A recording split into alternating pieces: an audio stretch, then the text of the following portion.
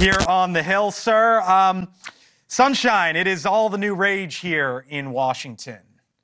What about the decision from the president, and what do you think we'll learn, if anything, from these files?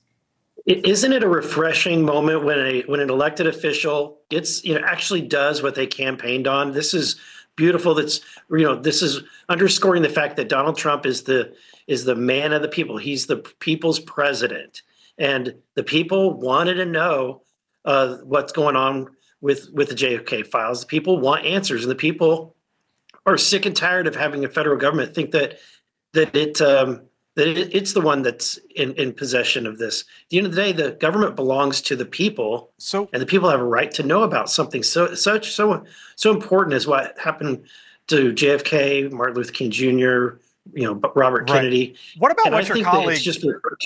What about what your colleague, Congresswoman Kamik, said? What about the Epstein files? Release that? Absolutely. And as you know, I've been on the Oversight Committee and the UAP task force to try to identify and disclose. In fact, I don't mind saying I've been reaching out to Trump's campaign and to his policy team, trying to get them to consider UFO disclosure. What have they told you? Do an executive order on that. And I think that Chuck Schumer, it's one thing I think Chuck Schumer and I can find an agreement on is that the American people, really the world, deserves to know this. Let me drill down on that. You say you've reached out to the White House about it. What have they told you? So right now I'm chasing down the proper person, but I've been reaching out to people that are in Trump camp that I know. So what's your sense? What's your feeling? What happens here with disclosures, transparency, maybe declassification of any kind?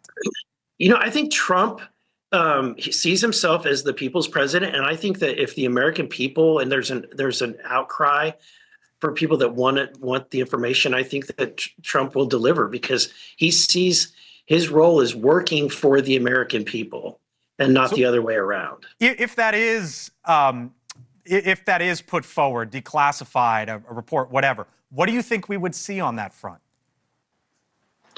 Look, I hope we get some answers one way or the other, but whether we go back to what really happened at Roswell, what if there was any attempts to cover that up, every event that we've been investigating, that the UFO community has been investigating, I would like to get answers to those events. I got to leave it there. Congressman Eric Burlison on the House Oversight Committee, Republican from Missouri. Again, thank you for the time, sir. Good luck this weekend. Anytime.